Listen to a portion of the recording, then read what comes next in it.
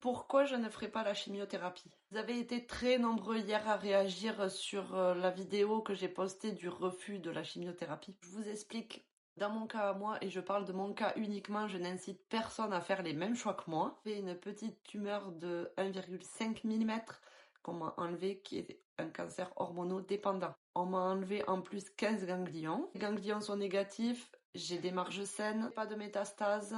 Et a priori, le TEP scan n'a pas révélé de prolifération sur d'autres organes. Dans mon cas, on a demandé ce qu'on appelle un test génotype Oncotype. Le rapport Oncotype, il calcule plusieurs données pour vous donner un score, ce qu'on appelle le recurrence score, pour savoir s'il y a un bénéfice absolu moyen de la chimiothérapie. Ça calcule aussi le risque de récidive à distance à 10 ans avec l'hormonothérapie. Ça explique que les femmes qui ont un recurrence score compris entre 26 et 100, sans envahissement ganglionnaire, les directives recommandent une chimiothérapie en plus de l'hormonothérapie. Le score à moi est de 31, donc je suis pas à 50 ni à 80, je suis à 31. On est proche des 26. Où ça me pose problème, c'est que il y a une toute petite phrase écrite en dessous où on me dit « Les données sont insuffisantes pour fournir une estimation précise du bénéfice absolu de la chimiothérapie. » Et là, ça me pose un tout petit problème parce que ça veut dire qu'on recommande de la chimiothérapie à des femmes alors qu'on n'a pas de données suffisantes. Dans mon cas, pour le risque de récidive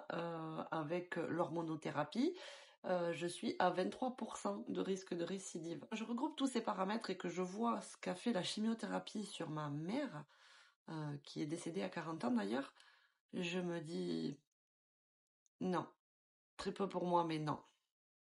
Je vous ferai une vidéo demain parce que j'ai rendez-vous avec mon oncologue demain pour lui donner mon verdict et que je refuse la chimiothérapie. J'ai très peur de sa réaction, mais encore une fois, c'est mon choix, c'est mon corps.